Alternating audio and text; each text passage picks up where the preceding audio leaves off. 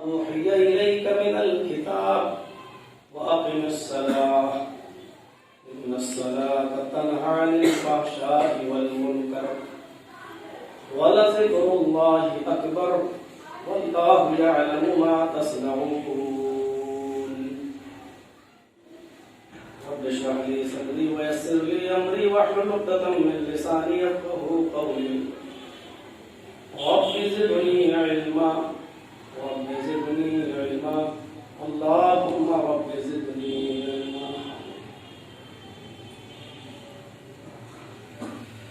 حمد و ثنا تعریف و توصیف کی رعائی و بڑائی کے لائق ذات اللہ کی ہے جو وحدت لا شریک ہے، خالق ہے، مالک ہے، رازق ہے، رب العرش العظیم ہے، رب السماوات والارض ہے، احکم الحاکمین ہے، کائنات کی ہر شے پر قادر، قادر مطلق علی کل شیء. بعدہ درود و سلام کے بے شمار پھولوں کی بارش ہو تمام پیغمبروں پر اور بالخصوص رحمت للعالمین جناب محمد رسول اللہ صلی اللہ علیہ وسلم کی ذات گرامی پر اللہم صلی وسلم و بارک علیہ. جمعہ کا خطبہ بہت ہی مختصر اور چھوٹا ہوتا ہے اور ہونا بھی چاہیے. نبی اکرم صلی اللہ علیہ وسلم کی حدیث بھی یہی ہے، آپ نے حکم بھی یہی دیا ہے کہ لوگوں کی ضروریات کو سامنے رکھتے ہوئے جمعہ کا خطبہ مختصر دیا جائے. بلکہ ایک حدیث کے اندر تو اللہ کے رسول صلی اللہ علیہ وسلم نے اس خطیب کو عقل مند کہا ہے جو جمعہ کا خطبہ لوگوں کی ضرورتوں کو دیکھتے ہوئے مختصر ہوتا ہے. جس کو عقل مند کہا ہے وہ چھوٹا خطبہ دینے والے ہیں، تو اس سے یہ کلیئر ہو جاتا ہے کہ جان بوجھ کر اور بلا وجہ جمعہ کا خطبہ دینے والا انسان اور اس کو لمبا کر دینے والا انسان عقل مند نہیں ہے. ہم اپنی زبان میں بیوقوف تو نہیں کہہ سکتے، لیکن یہ ضرور کہہ سکتے ہیں کہ وہ عقل اور دانش مندی سے خالی ہے. کیونکہ جب اللہ کے نبی نے یہ کہہ دیا کہ عقل مند ہے وہ شخص جو جمعہ کا خطبہ مختصر کا مطلب یہ ہے کہ آپ کے یہاں جو ٹائم فکس ہے اس ٹائم کے اندر اپنی بات کو سمیٹیں. قرآن کریم کی بہت چھوٹی سی آیت آپ کے سامنے میں نے تلاوت کی ہے اور وہ 21ویں پارے کی شروعات ہے. 21واں پارہ وہیں سے شروع ہوتا ہے. دو تین چیزوں کا حکم دیا اللہ رب العالمین نے. اتلو ما اوحی الیک من الکتاب، پہلی چیز. واقم الصلاۃ، یہ دوسری چیز. اور دوسری چیز کے اندر جڑی ہوئی ایک شق ان الصلاۃ تنہی عن الفحشاء والمنکر.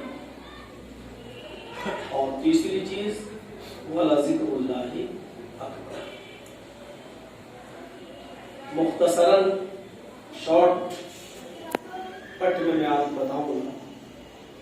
اللہ تعالیٰ نے اپنے نبی صلی اللہ علیہ وسلم کو حکم دیا ہے اور نبی کے ذریعے یہ حکم تمام مسلمانوں کو دیا گیا ہے کہ آپ اس کتاب کی تلاوت کیجئے جو آپ کی طرف اتاری گئی ہے، بھیجی گئی ہے، وحی کی گئی ہے. اتلو ما اوحی الیک، اے نبی جو کتاب آپ پر وحی کی گئی، آپ پر اتاری گئی، اس کتاب کی تلاوت کیجیے. واقم الصلاۃ، اور نماز قائم کیجیے. ان دو چیزوں کو سمجھنے کی کوشش کیجیے. اللہ تعالیٰ نے قرآن پڑھنے کے لیے نہیں کہا اور نماز بھی پڑھنے کے لیے نہیں کہا. ان دونوں لفظوں پر غور کر لیجئے، بہت سی باتیں آپ خود بخود سمجھ جائیں گے، بتانے نہیں. اللہ نے کہا تلاوت کیجئے اس کتاب کی جو آپ پر وحی کی. تلاوت میں اور پڑھنے میں فرق ہوتا ہے. پڑھنا تو یہ بھی ہوتا ہے کہ نیا گھر بنایا،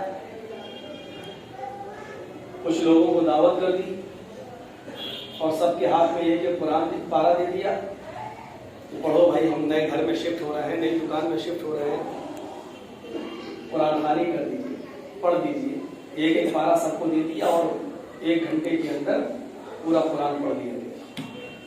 پڑھنا یہ ہوتا ہے۔ ایک پڑھنا وہ بھی ہوتا ہے کہ آج ہی رات ہمیں پورا قرآن سننا ہے، پورے مہینے مسجد میں رمضان میں تراویح نہیں پڑھ سکتے ہیں، قرآن سننا ضروری ہے، لہٰذا ایک امام کو بلایا اور کہہ دیا کہ آج عشاء کے بعد تم تراویح پڑھانا شروع کرو اور صبح تک پورا قرآن تو پڑھ دو، آج ہم سن لیں گے، اس کے بعد ہم سروس والے آدمی ہیں، ہم روزانہ مسجد میں نہیں آ سکتے۔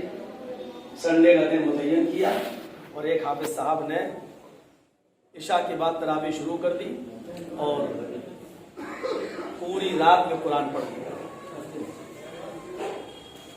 پڑھنا یہ ہوتا ہے۔ اللہ تعالیٰ نے قرآن پڑھنے کے لیے کہا ہی نہیں، یہاں کیا کہا؟ اتلو ما اوحی الیک من الکتاب، تلاوت کیجیے۔ تلاوت کیا ہے؟ ہم لوگوں نے بہت سے علماء سے سنا ہوگا، اسی منبر پہ خطبے سنے ہوں گے، تقریریں سنی ہوں گی، باہر قرآن کی تلاوت کرو، قرآن کی تلاوت کرو۔ کبھی غور کیا ہے کہ تلاوت کیا چیز ہے؟ عربی زبان میں تلا یتلو کے معنی ہوتے ہیں پیچھے پیچھے چلنا۔ تلا یتلو کے معنی ہوتے ہیں پیچھے پیچھے چلنا، باب نصرہ سے آتا ہے پیچھے پیچھے چلنا، اور اسی سے ہے تلاوت۔ قرآن کی تلاوت کرنے کا مطلب یہ ہے قرآن کے پیچھے پیچھے چلو۔ جب یہ کہا جائے قرآن کی تلاوت کرو تو اس کا مطلب کیا ہوا؟ قرآن کے پیچھے پیچھے چلو، یعنی ایک آیت پڑھ لی، مطلب سمجھ لو، تشریح سمجھ لو، اور پہلے اس پر عمل کرو۔ یہ قرآن ہمیں کیا کرنے کا حکم دے رہا ہے اور کس کام سے روک رہا ہے، یہ ہے تلاوت کا مطلب۔ اللہ تعالی ہم سب کو حج کی توفیق عطا فرمائے، جو لوگ نہیں کر سکے ان کو بھی حج کی توفیق عطا فرمائے۔ کبھی آپ سعودیہ جائیں گے تو آپ وہاں کے جو بادیہ نشین لوگ ہیں، دیہاتی لوگ ہیں عرب کے، ان سے پوچھئے گا کہ آپ کے یہاں تلو کوئی چیز ہے، تو وہ آپ کو اپنے جنگل میں لے جائیں گے اور اونٹنی کا بچہ دکھائیں گے، جو کل پرسوں 2-4 دن 5-6 دن 1-2 مہینے کا ہوا ہے، 2-4 مہینے کا ہوا ہے، اس بچے کو تلو کہتے ہیں عرب کے لوگ۔ اس کے پیچھے پیچھے چلتا ہے، جیسے ماں اس جھاڑی میں گئی تو بچہ بھی ماں کے ساتھ اس جھاڑی میں چلا گیا، ماں وہاں سے نکل کے دوسرے جنگل میں گئی تو بچہ بھی اس کے ساتھ چلا گیا۔ جو بچہ اپنی ماں کے پیچھے پیچھے چلتا ہے، عرب کیا کہتے ہیں اس کو؟ ھذا تلو، یہ تلو ہے، اپنی ماں کے پیچھے پیچھے چلنے والا ہے، اس لیے خطرناک جانوروں سے محفوظ ہے، کیونکہ جب کوئی خطرناک جانور اس بچے پر حملہ کرنا چاہتا ہے تو اس کی ماں اس کے سامنے کھڑی ہو جاتی ہے اور اپنے بچے پر حملہ نہیں ہونے دیتی ہے، حملہ ہونے سے بچا لیتی ہے، کیونکہ بچہ محفوظ ہے، اپنی ماں کے پیچھے پیچھے چل رہا ہے۔ اسی تلو سے بنا ہے تلاوت۔ مطلب کیا ہوا؟ جس طرح اونٹنی کا یا بکری کا یا گائے کا بچہ یا بھینس کا بچہ اپنی ماں کے پیچھے پیچھے چلتا ہے تو خطرناک جانوروں کے حملے سے محفوظ رہتا ہے، قرآن کی تم تلاوت کرو، یعنی بالکل اسی طریقے سے قرآن کے پیچھے پیچھے چلو۔ دنیا کی ساری خطرناک قومیں جو تمہیں مٹانے کا ષڑینتر رچ رہی ہیں، تم ان سے محفوظ رہو گے، جیسے اونٹنی کا بچہ اور گائے کا بچہ محفوظ رہتا ہے خطرناک جانوروں سے۔ جب تم قرآن کی تلاوت کرو گے، اس پر عمل کرو گے، پیچھے پیچھے چلو گے، تو دنیا کی ساری قوموں سے تم محفوظ رہو گے اور کوئی تمہارے اوپر حملہ نہیں کر سکتا۔ یہ ہے تلاوت کا۔ اب سوچئے، پوری زندگی گزر گئی ہے، 70-80 سال کی عمریں ہو رہی ہیں، ہمیں ابھی تک پتہ ہی نہیں تھا تلاوت۔ ہم تو مولانا سے سنتے تھے تلاوت کرو تلاوت کرو، آج پتہ چلا کہ تلاوت کہتے کسے۔ یہ ہے تلاوت، اور یہ تلاوت آپ کو ایک دن قرآن پڑھ لینے سے نہیں مل جائے گی، تو آپ کو سمجھ ہی میں نہیں آئے گا، اسپیڈ بڑی ہوگی، وہ تو پڑھنے سے مطلب ہے سحری کے ٹائم سے پہلے اس کو ختم کرنا ہے، تو بس آخری جملہ یعلمون اور تعلمون بس سمجھ میں آتا ہے، اس کے بعد کو سمجھ میں آئے گا ہی نہیں۔ اللہ نے قرآن پڑھنے کے لیے کہا ہی نہیں ہے، اور کہیں کہیں جہاں آیا ہے اقرأوا القرآن تو ادھر بھی قرأت مراد ہے، قرآن پڑھو قرأت کے ساتھ، وہاں قرأت مراد ہے، ادھر بھی سمجھنا مراد ہے، رٹ مارنا مراد نہیں ہے کہ بس ایک طرف سے بیٹھ جاؤ الف لام میم ذالک الکتاب لا ریب فیہ ھدی للمتقین، سمجھ ہی میں نہیں آ رہا ہے کہ آپ کیا پڑھ رہے ہیں، وہ پڑھ کیا رہا ہے اور ہم سن کیا رہے ہیں۔ اُتْلُ مَا أُوحِیَ إِلَيْکَ مِنَ الْکِتَابِ، اے محمد صلی اللہ علیہ وسلم جو کتاب آپ پر نازل کی گئی، آپ پر اتاری گئی، اس کتاب کی تلاوت کیجئے، اس کتاب کو آپ سمجھیے، تلاوت کیجئے، اس کتاب کے پیچھے پیچھے چلیے۔ اس کا یہ مطلب ہے کہ نبی پیچھے پیچھے نہیں چلتے تھے، اس کا مطلب یہ کہ نبی کے ذریعے پوری امت اسلامیہ کو حکم دیا جا رہا ہے کہ جو حکم ہم آپ کو دے رہے ہیں وہ آپ کی پوری امت کے لیے تلاوت ہونی چاہیے۔ آپ 5 آیتیں پڑھیں گے، زیادہ نہیں پڑھیں گے، لیکن اس کو سمجھ کر پڑھیں گے۔ ایک معمول بنا لیجئے کہ ہمیں روزانہ 2 آیتیں پڑھنا ہے، 3 آیتیں پڑھنا ہے، 5 آیتیں پڑھنا ہے، 1 رکوع پڑھنا ہے، ایک ٹائم نکال لیجئے اور روزانہ آپ اس کی تلاوت کیجئے، پڑھیے، سمجھیے اور دیکھیے کہ ہمیں قرآن کہاں جانے کا حکم ہے۔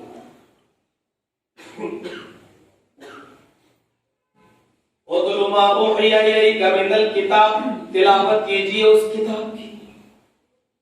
نبی اکرم صلی اللہ علیہ وسلم تلاوت کی تو کیا کرتے تھے جو کافروں کو مدہوش کر دیا کرتی تھی، کانوں میں روئی لگا کر گھومنے والے لوگ بھی جب چپکے سے کان کی روئی ہٹا کر نبی اکرم کی زبان سے نکلنے والے قرآن کے الفاظ کو سنتے تھے تو وہ اپنے آپ کو سنبھال نہیں پاتے تھے اور چیخنے پر مجبور ہو جاتے تھے، اشہد ان لا الہ الا اللہ و اشہد ان محمدا عبدہ ورسولہ۔ حضرت عمر نے قرآن کی چند آیتیں سنی، اسلام لے آئے۔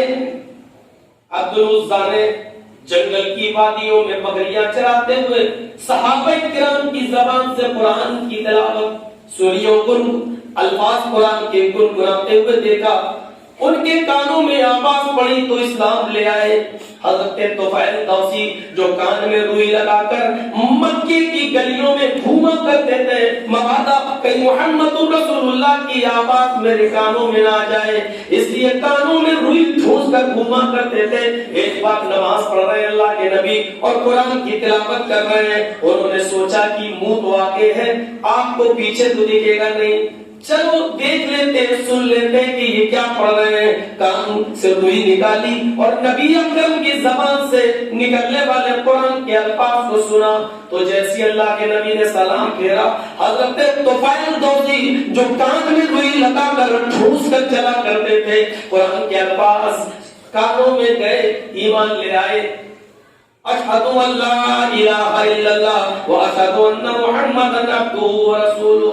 حسان ابن ثابت نے قرآن کی یہ 3 آیتیں کعبے کی دیوار پہ لکھ کر رکھا تھی، انا اعطیناک الکوثر فصل لربک وانحر ان شانئک ھو الابتر۔ بڑے بڑے شاعروں نے کبھی نکالنا چاہی لیکن کبھی نہیں نکال سکے، کچھ غلطی نہیں نکال سکے۔ لوگوں نے کہا اس کا مطلب سب سے بڑا شاعر حسان ابن ثابت ہے، انہی شاعروں میں شاعر اڑتا ہے، کہتا ہے نہیں یہ حسان ابن ثابت بڑا شاعر نہیں ہے، کیونکہ یہ تینوں جو شعر لکھے ہوئے ہیں یہ کسی انسان کا کلام نہیں ہے۔ اس نے 3 آیتوں کے نیچے لکھ دیا انا اعطیناک الکوثر فصل لربک وانحر ان شانئک ھو الابتر۔ اس کے بعد نیچے اس شاعر نے ایک جملہ اپنی طرف سے پڑھا دیا، ما ھذا کلام البشر۔ اوپر والی یہ تینوں آیتیں کسی انسان کا کلام ہے ہی نہیں. حسان ابن ثابت کہتے ہیں یہ میرے اشعار ہیں, یہ ان بنا ہی نہیں سکتے ہیں,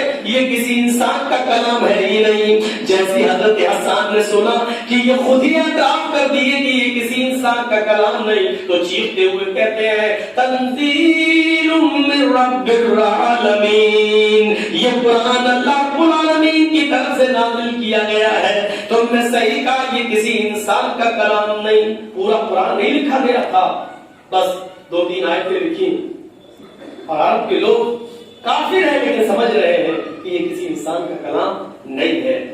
ہم سے زیادہ سمجھدار وہ لوگ جو سمجھتے تھے اور فیصلہ کر لیتے تھے کہ یہ انسان کا کلام ہو ہی نہیں سکتا. اگر حسان کہہ رہے میرا ہے تو جھوٹ بول رہے ہیں. حضرت حسان نے بھی کہا کہ ہاں میں یہی تو تمہاری زبان سے نکلوانا چاہتا تھا, میں تو پہلے ہی کہہ رہا ہوں کہ ہمارا کلام نہیں ہے. میں نے لکھ دیا کہ دیکھیں اگر میں بنا سکتا ہوں تو تم کیوں نہیں بنا سکتے ہو, لیکن تم نے خود قبول کر لیا کہ یہ کسی انسان کا کلام نہیں.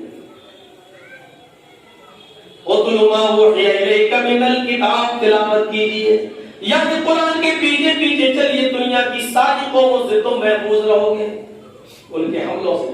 آج یہی چیزیں اڑ رہی ہیں, دیکھ رہے ہو نا اتر پردیش میں گاج گر رہی ہے. جتنے بھی مدرسے سرکاری اسکول تھے اب ان کی جانچیں چلیں گی. کیوں؟ یہی تو حکومتیں چاہ رہی ہیں کہ ان کو ان کی بنیادی تعلیم سے, قرآن اور حدیث سے ان کو دور کر دیا جائے. آٹومیٹک ان کے اندر سے ایمان ہوتا ہوگا, اور یہ جب تک مدرسے چلتے رہیں گے قرآن کی تعلیم لوگ لیتے رہیں گے, اور جب تک قرآن پڑھیں گے تب تک محفوظ رہیں گے. اس لیے پالیسی ایسی اپنائی جا رہی ہے کہ جلد ہی کو ختم کر دیا, مدرسوں سے دور کر دیا جائے, اور رسم و رواج اتنے نکال دیے گئے ہیں کہ آدمی یہ سمجھتا ہے کہ بہت اچھا کام ہے. نیا گھر بنا, قرآن کیا ہو رہا, قرآن پڑھوایا. کوئی مر گیا, کیا ہوا, وہ کرائے کے ٹٹوؤں کو بلایا, ان کو کھانا بھی کھلانا ہے شام کو, ایک پارا سب کے ہاتھ میں دے دیا, پڑھیے صاحب مرنے والے کو بس دیجیے, اب کام نہیں آئے گا. اذا مات الانسان انقطع عمله, جب انسان مر گیا اس کے عمل کے راستے سارے کے سارے بند ہو گئے. اب لاکھ تم قرآن پڑھ کر اس کے اوپر بخشو, ثواب نہیں پہنچے گا.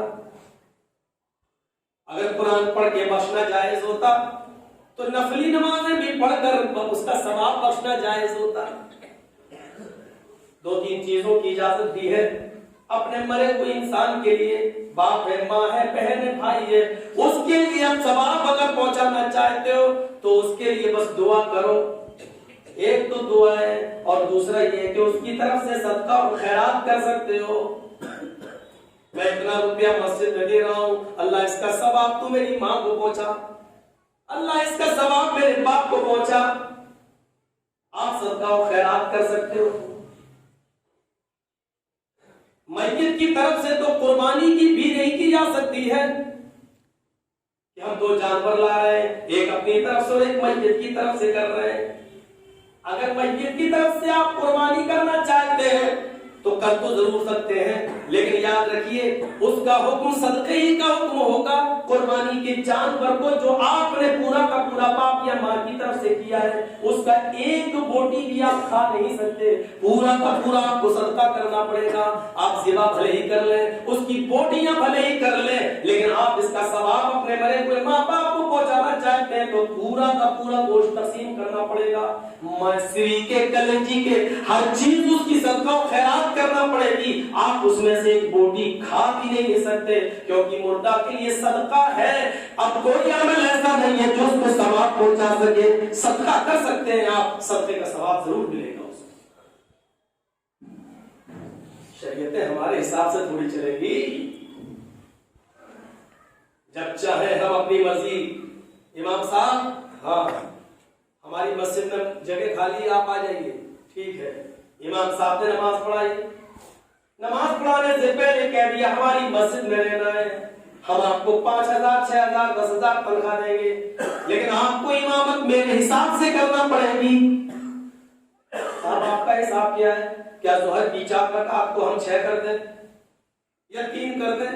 نہیں، نماز تو اتنی پڑھائیے جتنی ہے، لیکن آپ کو ہر فرض نماز کے بعد دونوں ہاتھ اٹھا کے دعا کرنا پڑے گی۔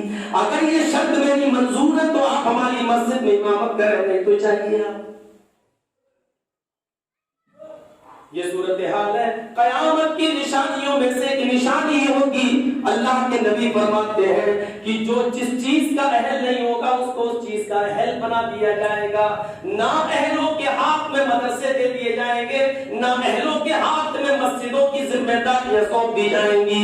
وہ اپنے اماموں کے طور طریقے پہ نہیں چلیں گے، اپنے طور طریقے پر مسجدوں کے اماموں کو، مدرسے کے مدرسوں کو چلائیں گے۔ فرمایا اذا ضیعت الامانۃ فانتظر الساعۃ، جب امانتیں ضائع ہونے لگے تو قیامت کا انتظار کرنا۔ صحابہ کرام نے پوچھا اے اللہ کے رسول امانتیں کیا ہے؟ آپ نے فرمایا اذا اسند الامر الی غیر اہلی، کسی ایسے انسان کو کسی ایسی سنستھا یا ایسی تنظیم کا مالک بنا دیا جائے جس کا وہ اہل نہیں ہے۔ یہ امانت میں خیانت ہے۔ جو اس کا اہل نہیں اس کو اس کی ذمہ داری دے دی جائے، وہ پھر چوپٹ ہی کر کے رکھ دے گا۔ میرے پیارے ساتھیوں، میں جانتا ہوں، غور سے سنیے، مسجدوں کا نظام اور مدرسوں کا نظام ہمارے حساب سے نہیں چلے گا، مولانا صاحب کے حساب سے بھی نہیں چلے گا، شریعت کے حساب سے چلے گا۔ حضرت عبداللہ ابن عمر اپنے خادم کے ساتھ سفر کر رہے ہیں، جنگل سے گزرتے ہوئے کسی دوسری بستی میں پہنچ گئے ہیں، اذان کی آواز آنے لگتی ہے، اللہ اکبر اللہ اکبر۔ حضرت عبداللہ ابن عمر نے کہا مجاہد چلو اس مسجد میں نماز پڑھ لیتے ہیں، اذان کی آواز آ رہی ہے۔ اور جیسے ہی انہوں نے مسجد کے باہر وضو بنایا اور وضو بنانے کے بعد جیسے ہی مسجد میں داخل ہوتے ہیں، مؤذن اس جملے پر پہنچ چکا تھا، لا الہ الا اللہ، لا الہ الا اللہ کہ جیسی کہا ویسے ہی حضرت عبداللہ ابن عمر نے مسجد میں قدم رکھ دیا۔ اس مؤذن نے اذان کے کلمات لا الہ الا اللہ کہنے کے بعد تھوڑا سا ایک جملہ اور بڑھا دیا، فرمایا الصلاۃ جامعہ، الصلاۃ الجامعہ، اور لوگوں جلدی آؤ نماز کھڑی ہونے والی ہے، لوگوں جلدی آؤ جماعت کھڑی ہونے والی ہے، اور لوگوں جلدی آؤ جماعت جلدی کھڑی ہو جائے گی، اذان دینے میں ہم لیٹ ہو گئے ہیں، فوراً جماعت ہونا ہے، لوگوں جلدی آؤ جماعت کھڑی ہونے والی ہے۔ حضرت عبداللہ ابن عمر نے یہ جملے سنے تو مسجد سے فوراً نکلے اور کہے مجاہد تم بھی اس مسجد سے نکلو، اے مجاہد اس مسجد میں ہماری نماز نہیں ہوگی، ہم جنگل میں امامہ بچھا کر نماز پڑھ لیں گے، ہمارے پاس جو کپڑا ہے وہ ہم جنگل میں بچھا کے نماز پڑھ لیں گے، اس مسجد میں ہم نماز نہیں پڑھیں گے، یہ بدعتیوں کی مسجد ہے، اس مسجد میں بدعت ہوتی ہے، اس مسجد کے اندر بدعت رائج ہے۔ ہم نے اللہ کے نبی کے زمانے میں الصلاۃ لا الہ الا اللہ پر نماز ختم ہوتے ہوئے سنا ہے، لا الہ الا اللہ کے بعد کوئی جملہ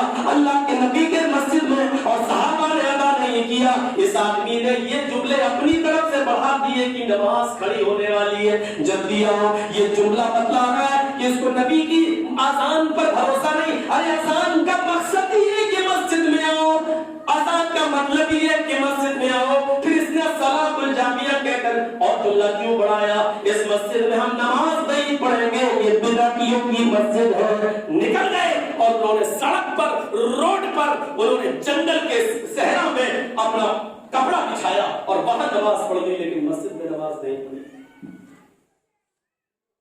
ہم نہیں کہہ رہے کچھ، اپنی مسجدوں کا جائزہ لو اور پورے علاقے کی مسجدوں کا جائزہ لو اور سوچو شریعت پر کتنا عمل ہوتا ہے، کتنی مسجدیں ایسی ہیں جہاں نماز کے بعد باقاعدہ ہاتھ اٹھا کر امام دعا مانگ رہا ہے اور مقتدی باقاعدہ آمین آمین کہہ رہے ہیں، اور جہاں ایسا نہیں ہو رہا ہے امام کو نکال دیا جا رہا ہے، اور جہاں مجبوری میں امام مانگنا نہیں چاہتا لیکن مجبوری میں مانگ رہا ہے کہ میرے بھی تو بیوی بچے ہیں، میں ان کا پیٹ کیسے پالوں گا، نہ مانگنے کے باوجود، دل کراہیت کرنے کے باوجود وہ بیچارہ مسجد کے متولی کی اور ذمہ دار کی بات ماننے پر مجبور ہے کہ اگر نہیں مانیں گے تو یہ ہمیں نکال دے گا۔ لیکن سماج غور کرے یا ایک بات ہمیں بتلائے کہ اللہ کے رسول صلی اللہ علیہ وسلم نے اپنی پوری زندگی کے اندر کیا کبھی مصلی امامت پر نماز پڑھانے کے بعد سلام پھیرا ہو اور دونوں ہاتھ اٹھا کر آپ نے کوئی دعا کی ہو اور پیچھے سارے صحابہ نے آپ کی دعا پر آمین کہی ہو؟ کیا کوئی ایک حدیث بھی ایسی سامنے آئی ہے؟ کیا کسی کے پاس کوئی ایسی ایک روایت بھی موجود ہے؟ میرے بھائیو اگر ہے تو ہم جیسے مولوی جو 10 سال مدرسوں میں پڑھے ہمیں کیوں نہیں دکھائی دے رہی ہے؟ ہمیں کیوں نظر نہیں آ رہی ہے؟ آپ کے پاس ہے تو ہمیں کیوں نہیں سمجھا پا رہے ہو؟ اور ہم نے تو پڑھا ہے، ہمیں تو معلوم ہے، وہ آپ کی سمجھ میں آ نہیں رہا ہے۔ لہٰذا میرے بھائیو ایسے تو کام نہیں چلے گا۔ دعا کا انکار کوئی نہیں کرتا، دعا مانگنے سے بھی کوئی منع نہیں کرتا، دعا کا کوئی انکار بھی نہیں کر سکتا کہ دعا تو عبادت ہے، دعا مانگنے سے کون منع کر دے گا؟ کہ اللہ کے نبی نے فرمایا دعا مخ العبادہ، دعا کو عبادت کا مغز ہے۔ اللہ کے نبی نے تو دعا کرنے کا طریقہ بھی بتایا ہے کہ پہلے تم وضو کرو، 2 رکعت نفل نماز پڑھو، اس کے بعد اپنے دونوں ہاتھوں کو اٹھاؤ اور ضم یدیہ اپنے دونوں ہاتھوں کو چپکا دو اور اتنے اوپر کر لو کہ آپ کی بغل کی سفیدی دکھائی دے، اور اس کے بعد میں اپنے رب سے مانگو، تنہائی میں مانگو، رو رو کے مانگو، گڑ گڑا کے مانگو، جتنی لمبی دعا چاہو مانگو، کوئی ممانعت نہیں ہے۔ دعا کو تو عبادت کا ہے، ممانعت تو صرف اس چیز کی ہے جو ہم بتلا رہے ہیں کہ ایسی کوئی دلیل ہمیں نظر نہیں آتی کہ امام بھی مانگے مقتدی بھی مانگے اور امام زور سے کہے اور مقتدی اس کے پیچھے پیچھے زور سے آمین بولے۔ مقصد بھی حل نہیں ہوتا ہے نا۔ امام صاحب نے 5-6 دعا مانگنا ہے جو ان کو رٹی ہوئی ہے، آپ نے کہہ دیا آمین آمین۔ ضرورت تو آپ کو دوسری چیز کی ہے۔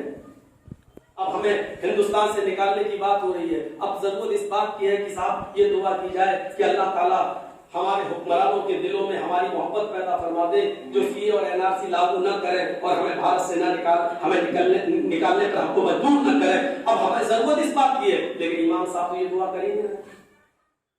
ہماری شادی کو 8 سال ہو گئے، کوئی بچہ ہے ہی نہیں، ہمیں ضرورت ہے کہ اللہ تعالیٰ سے بیٹا بیٹی مانگے، لیکن امام صاحب کی دعا میں تو یہ جملہ ہے ہی نہیں۔ امام صاحب کو 5-6 باتیں یاد ہیں اور وہی ہر نماز میں کہتے ہیں اور آپ وہی پیچھے پیچھے آمین آمین کہہ رہے ہیں۔ آپ کی دعا کچھ اور ہے، آپ کی نیت کچھ اور ہے، آپ مانگنا کچھ اور چاہتے ہیں، وہ تو اس میں آ ہی نہیں رہا ہے۔ اور جو چیز آپ مانگ رہے ہیں وہ نماز میں مانگ چکے ہیں، تو بعد میں مانگنے کی کیا ضرورت ہے؟ بھائی آپ اللہ تعالیٰ سے کیا مانگیں گے؟ اللہ میری زندگی ایمانداری کے ساتھ قاعدے سے گزر جائے اور مرنے کے بعد میری مغفرت ہو جائے، یہی تو سب سے بڑی دعا ہے۔ تو آپ دونوں سجدوں کے بیچ میں مانگ چکے ہیں اللہم اغفر لی، اے اللہ میری مغفرت فرما۔ آپ کو اور کیا چاہیے؟ گناہوں پر شرمندہ ہے، اللہ میری گرفت نہ کرے، وہ مجھ پر رحم فرما دے۔ تو یہ دعا تو آپ دونوں سجدوں کے بیچ میں مانگ چکے ہیں ورحمنی، اے اللہ ہم پر رحم فرما۔ آپ کیا مانگیں گے؟ اللہ دنیا کی ساری ٹینشنوں سے میرا دماغ خالی ہو جائے اور سکون مجھے مل جائے، یہی تو آپ مانگیں گے۔ یہ چیز تو آپ فرض نماز میں یا سنتوں میں نفل میں دونوں سجدوں کے بیچ میں مانگ چکے ہیں۔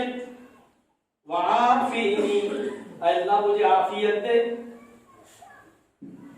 یہ سب چیز تو آپ مانگ چکے ہیں۔ اللہم اغفر لی ورحمنی، اور کیا مانگیں گے؟ اے اللہ ہم نے بہت گناہ کیے ہیں، سیدھے راستے پہ چلا ہدایت دے، وہدینی وعافینی، صحت و تندرستی عطا فرما۔ اور کیا مانگیں گے؟ اے اللہ کورونا وائرس کی وجہ سے کاروبار میں چوپٹ ہو گئے، کھانے کو روٹی کو ترس گئے، اے اللہ اپنے خیر سے ہمارے روزی کے دروازے کھول دے، وہ دعا بھی آپ مانگ چکے۔ وارزقنی، اے اللہ ہم کو رزق دے، میری سمجھ میں نہیں آتا جو اللہ کے نبی نے دعا بتائی وہ تو ہم ساری کی ساری عربی میں اور نماز میں مانگ چکے ہیں، پھر نماز کے باہر ہمیں کون سی ضرورت پیش آ گئی جو ہم مانگ رہے ہیں؟ اور آپ کو اگر اور ضرورتیں ہیں، اللہ میری بیٹیاں جوان ہو چکی ہیں، ان کے لیے تو دیندار نیک لڑکوں کا انتظام فرما دے، ان کا نکاح میں کرا دو، میں ذمہ داری سے سپردوش ہونا چاہتا ہوں۔ تو آپ مانگیے، نماز کے بعد مانگیے، آپ کو کون منع کر رہا ہے؟ لیکن آپ ایمان کا انتظار مت کیجیے کہ امام صاحب جب کہیں گے تبھی ہم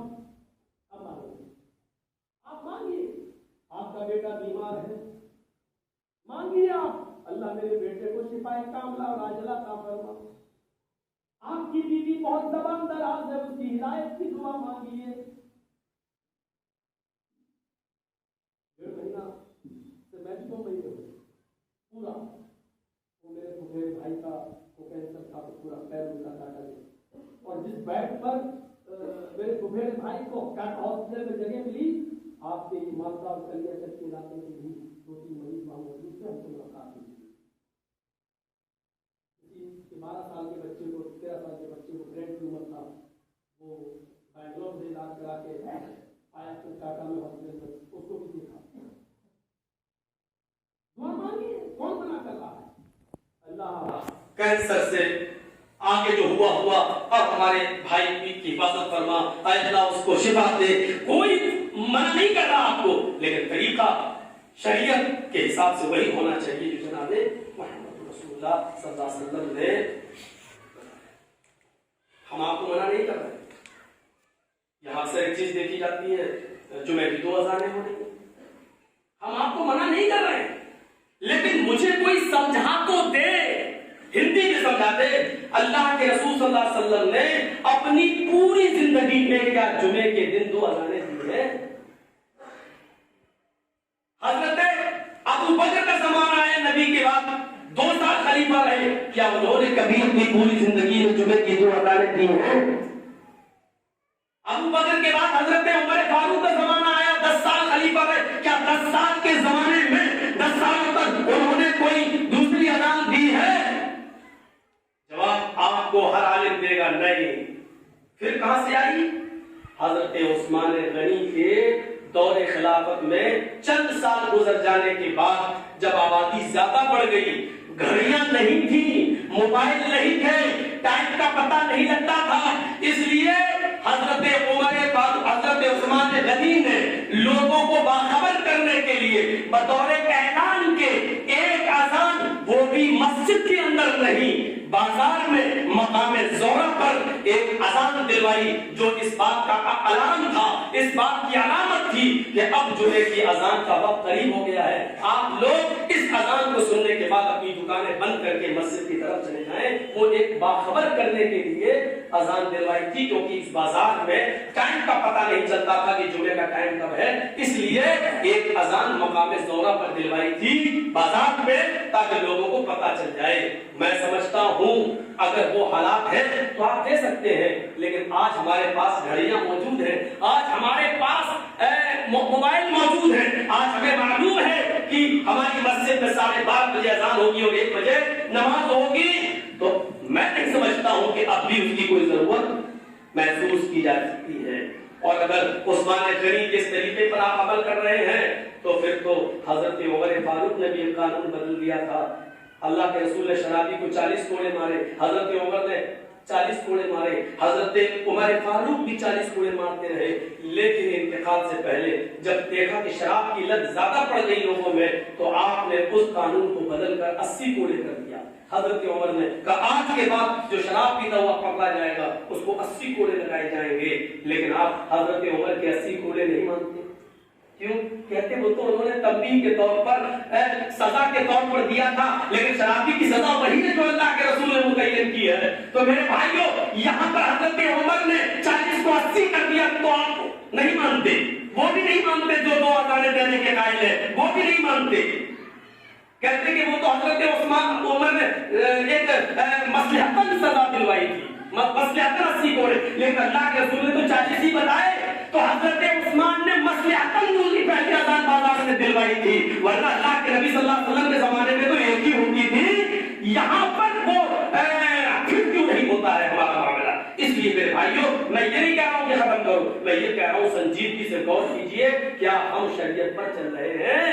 کیا ہم اہل حدیث ہیں؟ اپنے آپ کو اہل حدیث اگر ہم کہتے ہیں تو اہل حدیث کا تو ہر عمل قرآن و حدیث پر مبنی ہوتا ہے، جب آج اس کی کوئی ضرورت نہیں ہے تو پھر ہم کو نہیں دینا چاہیے، بس وہی ایک اذان ہونی چاہیے۔ اب آپ مثالیں دیں گے، سعودی عرب میں بھی ہوتی ہے، مدینے میں بھی ہوتی ہے، مکے میں بھی ہوتی ہے، سعودی عرب کے اندر صرف مکہ اور مدینہ، اور مکہ اور مدینہ بھی پورا نہیں، صرف خانہ کعبہ اور مسجد نبوی، بس یہی 2 مسجدیں ایسی ہیں جہاں ترکوں کے زمانے سے 2 اذانیں چلی آ رہی ہیں. اور آپ کو ایک بات بتا دوں, وہاں پر ترکوں سے جب سمجھوتا ہوا تھا تو یہ لکھت طور پر سعودی حکومت نے دیا تھا, اور ترکوں نے اس بات پر لکھوایا تھا کہ آپ جمعے کی 2 اذانیں چینج نہیں کر سکتے, نماز تراویح 20 ہی رہے گی, آپ 8 نہیں کر سکتے. 4 مسلح ختم ہو گئے وہ تو ٹھیک ہے, لیکن آپ ان دونوں چیزوں کو, اور ساتھ میں چیز اور شرط میں کہی گئی تھی کہ یہ گنبد خضرا جو مدینہ میں مسجد نبی میں ہے روضہ اقدس کے اوپر, وہ ہرا ہی رہے گا, اس کو آپ کسی اور رنگ سے نہیں رنگوا سکتے. اس لیے سعودی حکومت جو لکھ کے سائن کر چکی تھی ان تینوں چیزوں پر ابھی پھنسی ہوئی ہے. وہ تراویح وہاں پر رکعت نہیں ہو سکتی ہے, وہاں 2 اذانیں چینج نہیں ہو سکتی ہیں, اور وہاں پر گنبد خضرا جو ہرے رنگ کا ہے اس کو دوسرے رنگ سے نہیں رنگا جا سکتا ہے. لکھت طور پر دے دیا گیا تھا. آج لکھت تو مولانا جرجی صاحب جو بول رہے ہیں آپ کے پاس دلیل نہیں ہے, لیکن اگر ہم کوئی چیز لکھ کے دے دیں تو وہ ثبوت ہو جاتا ہے کہ آپ کی رائٹنگ ہے, آپ نے لکھا ہے, وہ لکھے دیے. لیکن اس کے باوجود کتنا برا لگتا تھا جب 4 اذانیں ہوتی تھی اور باقاعدہ کہا جاتا تھا یہ امام شافعی کے مسلک کی اذان ہے, لہٰذا اس اذان کے بعد شافعی لوگ نماز پڑھنے آئیں گے, حنفی نہیں. پھر اذان ہوتی تھی, اذان کے بعد کہا جاتا تھا یہ حنبلی لوگوں کی اذان ہوئی ہے, یہاں پر حنبلی لوگ اپنے امام کے پیچھے نماز پڑھیں گے اور کوئی نہیں. اور لاسٹ میں 12:30 والی اذان 1:30 پہ ہو گئی ہے تو کیا کہا جاتا تھا یہ حنفی کی اذان ہے ابو حنیفہ کی, لہذا اس میں کوئی دوسرا نہیں. کتنا برا تھا, اس نے چوپٹ سب کو ہٹا دیا وہاں کے بادشاہ نے اور ختم کر دیا. تو میرے بھائیوں میں نے خود ہی کہا تھا کہ جمعے کا خطبہ مختصر ہوتا ہے, گھڑی پہ نظر نہیں پڑ پائی, اپنی گھڑی نہیں دیکھ پایا میں, اور کل بھی ایسے ہی ہوا میرے ساتھ. پتہ نہیں میرا دماغ کہاں گیا, 2 گھنٹہ میں تو سمجھا 2 ہی گھنٹہ بولا, لیکن وہ ہو گیا 2.5 گھنٹہ. دماغی میرا کام نہیں کر رہا ہے, کیا ہوا, کیونکہ اس وقت میں تھوڑا سا پریشان بھی چل رہا ہوں. وہ چھوٹے بھائی کا آپریشن بھی ہوا, پیر بھی کٹ گیا, اس کے باپ بھی نہیں ہے, ماں بھی نہیں ہے, اور اس کی بیوی بھی پاگل ہے, سڑکوں پہ جا کے بھیک مانگتی ہے, اس کو یہی نہیں معلوم کہ میرے بچے ہیں یہ, تو اکیلا میں ہی ہوں اور ڈیسیژن لینے میں بڑی پسوپیش. اس کا پیر کاٹا جا رہا ہے, کس سے پوچھوں, کیا کروں, کہیں محلے میں اقامہ میں جا کے لوگ یہ لگا ہے تم نے پیر کٹوا دیا. بڑی پریشانیوں سے میں 45 دن سے گزرا ہوں. ابھی بھی کسی کے حوالے کر کے آیا ہوں بمبئی میں کہ آپ لوگ دیکھیے تو کچھ پروگرام ہے میرے, کر کے میں واپس آتا ہوں. دعا کیجیے اللہ تعالیٰ سے تبارک اللہ تو اس کو بھی شفائے کاملہ اور عاجلہ عطا فرما, ہمارے میرے بھائی کو, اور اس کے علاوہ جتنے بھی بیمار ہیں اللہ وہ سب کو شفائے کاملہ اور عاجلہ عطا فرما. ہمیں اور آپ کو شریعت پر چلنا چاہیے, اتلو ما اوحی الیک من الکتاب, قرآن کی تلاوت کرنا چاہیے. پھر کبھی موقع ملا تو آپ کو بتاؤں گا اقیم الصلاۃ, نماز قائم کرو. اللہ نے یہ نہیں کہا نماز پڑھو, نماز قائم کرو کا کیا مطلب ہے, اور نماز پڑھنا کسے کہتے ہیں. جمعے کا خطبہ اجازت نہیں دیتا. اللہ تعالیٰ سے دعا ہے کہ اللہ ہمیں قرآن و حدیث پر چلنے والا بنا دے. اللہ قرآن و حدیث میں جو سچائی ہو, جو سچ ہو, جو قرآن میں ہو, جو حدیث میں ہو, اللہ ہمیں اس پر عمل کرنے کی توفیق عطا فرما. اے اللہ قرآن و حدیث آ جانے کے بعد ہمیں اپنی ضد چھوڑنے کی توفیق عطا فرما, ہمیں اپنی انا چھوڑنے کی توفیق عطا فرما. دیکھیے میں بھی دعا کر رہا ہوں, یہ دعا ہے, بس یہاں پر اللہ کے رسول نے دعا کی ہے, فرمایا مؤذن کے امام کے منبر پر بیٹھنے سے لے کر اور نماز جمعے کی ادائیگی تک ایک گھڑی ایسی آتی ہے کہ اللہ تعالیٰ اس کی دعا ضرور قبول کرتا ہے. تو یہ دعا ہے, لیکن ہاتھ اٹھانا ثابت نہیں, اس لیے ہم ہاتھ نہیں اٹھا رہے ہیں. اگر ہاتھ اٹھا کر ہر دعا کرنے لگے تو آپ جانتے ہو لیٹرین میں بھی جاؤ گے تو کہو گے اللہم انی اعوذ بک من الخبث والخبائث, پھر بیٹھو. مسجد میں جب جاؤ گے تو دعا پڑھو گے ایسے پیر رکھتے, اللہم افتح لی ابواب رحمتک. کسی سے ہاتھ ملاؤ گے تو دعا پڑھو گے ایسے, ہم یغفر اللہ لنا ولکم. کھانا کھانے بیٹھو گے تو پڑھو گے ایسے بسم اللہ الرحمن الرحیم. جہاں دعا میں ہاتھ اٹھانا نہیں ہے ہم نہیں اٹھا رہے ہیں, جہاں اٹھانا ہے وہاں اٹھانا چاہیے. اکیلے دعا مانگ رہے ہیں, اٹھائیے مانگیے. فرض نماز کے بعد اللہ کے رسول نے کبھی ہاتھ اٹھا کر دعا نہیں کی, ہمیں نہیں کرنا ہے, اور کرنا ہے تو آپ اکیلے کیجیے. اللہ کے رسول نے کبھی ہاتھ اٹھایا صحابہ نے آمین آمین, ایسا نہیں ملتا ہے, اس لیے ہمیں بھی ایسا نہیں کرنا ہے. دعا ہمیں سب کو مانگنا چاہیے. اللہ تعالیٰ ہمیں اپنے سامنے گڑگڑانے والا بنا دے, رونے والا بنا دے, اور اللہ کو ہماری دعاؤں کو سن لے, اللہ قبول فرما لے, اور جس کی جو جائز ضروریات ہے اللہ اس کو پوری فرما. ہمیں جب تک زندہ رہا اسلام میں زندہ رکھنا, اور ہمارا خاتمہ ہو ایمان پر ہمارا خاتمہ فرمانا. وما علینا الا البلاغ المبین. وآخر دعوانا